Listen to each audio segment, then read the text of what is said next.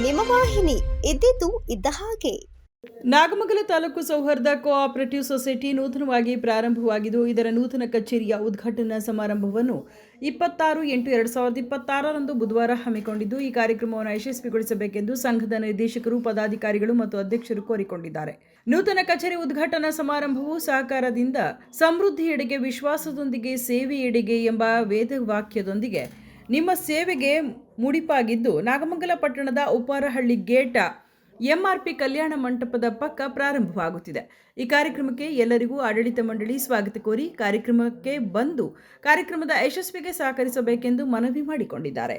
ನಾಗಮಂಗಲ ತಾಲೂಕು ಜನತೆಗೆ ನಿಮ್ಮ ರವಿ ಬಿಆರ್ ಮಾಡುವ ನಮಸ್ಕಾರಗಳು. ಇದೇ ತಿಂಗಳು 26/8/2026 ಬೆಳಗ್ಗೆ 10:30ಕ್ಕೆ ದಿ ನಾಗಮಂಗಲ ತಾಲೂಕು ಸೌಹಾರ್ದ ಕೋಆಪರೇಟಿವ್ ಸೊಸೈಟಿಯ ಉದ್ಘಾಟನಾ ಸಮಾರಂಭ ಹಮ್ಮಿಕೊಂಡಿದ್ದು, ತಾವುಗಳು ತಮ್ಮ ಕುಟುಂಬ ಸಮೇತರಾಗಿ ಆಗಮಿಸಿ ಈ ಉದ್ಘಾಟನಾ ಸಮಾರಂಭ ಪಾಲ್ಗೊಳ್ಳಬೇಕಾಗಿ ತಮ್ಮಲ್ಲಿ ಕಳಕಳಿಯ ವಿನಂತಿ ಮಾಡಿಕೊಳ್ಳುತ್ತೇವೆ.